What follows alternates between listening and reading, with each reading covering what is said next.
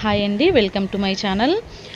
ఈరోజైతే మీకు కర్రీ అవసరం లేకుండా చపాతీ తినడానికి వీలుగా ఉండే విధంగా ఒక డిఫరెంట్ చపాతీ చూపిస్తాను. అదేనండి ఆనియన్ చపాతీ. దీనికి కర్రీ అవసరం లేదు, పక్కకి పెరుగు పెట్టుకొని తింటే సూపర్ ఉంటుంది.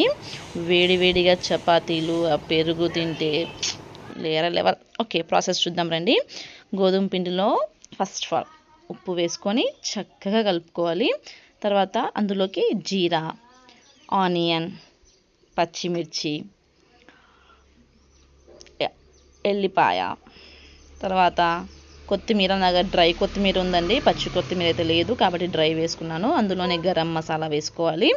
సో కొంచెం పసుపు, కారం ఇవన్నీ వేసి చక్కగా కలుపుకోవాలి. ఏంటి మేడం రెండు చేతులు వస్తున్నాయి అనుకుంటున్నారా? ఏం లేదండి, మా పాప కూడా వేస్తా అని చెప్పేసి అంటుంది, అందుకని. సో ఇవన్నీ వేసి చక్కగా ఫస్ట్ మంచి కలుపుకోవాలి. కలుపుకుంటే ఏమవుతుందంటే ఆనియన్కి ఉన్న వాటర్, మిర్చి వాటర్, ఇదంతా ఎల్లిగడ్డకి ఉన్న వాటర్ ఇదంతా అందులోకి మంచి మిక్స్ అవుతుంది. అది వేసిన తర్వాత ఏంటంటే కొంచెం వాటర్ తీసుకొని కలుపుకోండి. ఎందుకంటే ఆల్రెడీ వాటర్ పర్సంటేజ్ ఉంటుంది ఆనియన్లో, ఈ పచ్చిమిర్చిలో కొంచెమైనా ఉంటుంది కదా. సో ఎక్కువగా వాటర్ ఒకటేసారి పోసుకున్నారనుకోండి ఏమవుతుందంటే తొందరగా మెత్తబడే ఛాన్సెస్ ఉంటాయి. సో అలా కాకుండా కొంచెం వాటర్ తీసుకొని చక్కగా కలుపుకోండి.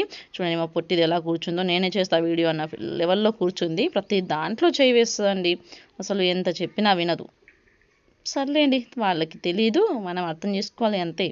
సో చక్కగా కలుపుకున్నాం కదా. ఇప్పుడు అయితే ఇంకా కొంచెం వాటర్ కావాలి, అందుకని కొంచెం వాటర్ యాడ్ చేసుకోండి. మనకి ఎంత వాటర్ అవసరమో అంతే చేసుకోండి. మెత్తగా అయిపోతే మళ్ళీ ఏం చేయలేము.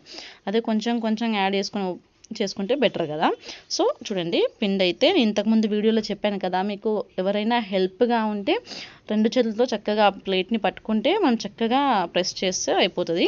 సో చూడండి, పిండి అయితే మంచిగా ముద్దయిపోయింది. ఇప్పుడు దీన్ని ఒక 10 మినిట్స్ పక్కకు పెట్టేయడమే. సో ఒక తడి గుడ్డ తీసుకొని కవర్ చేసి పక్కన పెట్టేద్దాము. సో ప్రజెంట్ అయితే మన పిండి కూడా రెడీ అయిపోయిందండి, తీసుకొచ్చా. సో ఇప్పుడు మనం చక్కగా ఆ పిండిని పొడి పిండి వేసుకొని చక్కగా ఒత్తుకోవడమే, చపాతీలు చేసుకుందాము మంచిగా. సో నేనైతే చపాతీలు చాలా ఫాస్ట్గా చేస్తాను, ఎందుకంటే డైలీ మా ఇంట్లో నైట్కి ఖచ్చితంగా చపాతీలు ఉంటాయి. ఇంకా మా ఆయనకి డ్యూటీ లేకుండా ఉంటే మార్నింగ్ కూడా చేయమంటారు.